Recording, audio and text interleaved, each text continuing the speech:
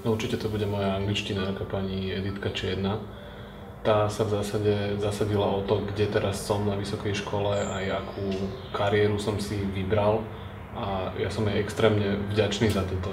Chodievam tam stále za ňou, jej to stále jej prizvukujem, ako jej za to ďakujem, lebo naozaj to je, bolo to vidno, boli sme rozdelení do skupín a podľa toho, ktorá skupina mala akého učiteľa, bolo to tuším po 2 a 2 rokoch, teda tie 4 roky, naozaj boli veľké rozdiely medzi tými skupinami, no a ja som mal šťastie to, že som mal túto moju pani učiteľku, ktorá nás celú skupinu úplne vyšvihla a na konci gympla sme mali úroveň prakticky takú, že som nemal problémy vôbec na fakulte.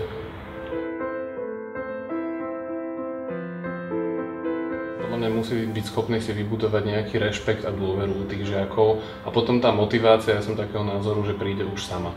Už keď si rozumejú s učiteľom žiaci, tak už všetko potom ide v zásade samo, si myslím. Jeho robota, do ktorej nechodí rád alebo nemá vzťah k tým deťom alebo dospelým, to je jedno. Musí byť na tom učiteľovi vidno, že to robí rád, potom už všetko sa tak pridružuje k tomu.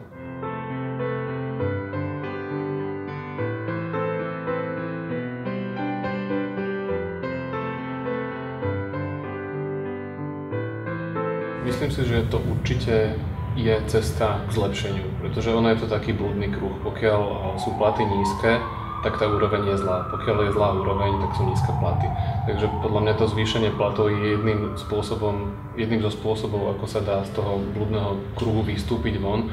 A okrem toho, ako vravíte, že to dá motiváciu učiteľom, dá to aj priestor riaditeľom uprednostňovať tých schopnejších učiteľov. Čiže tá celková úroveň by mala potom stúpnuť. Ja si nemyslím, že je nejaké veľmi lepšie alebo prakticky realizovateľnejšie riešenie.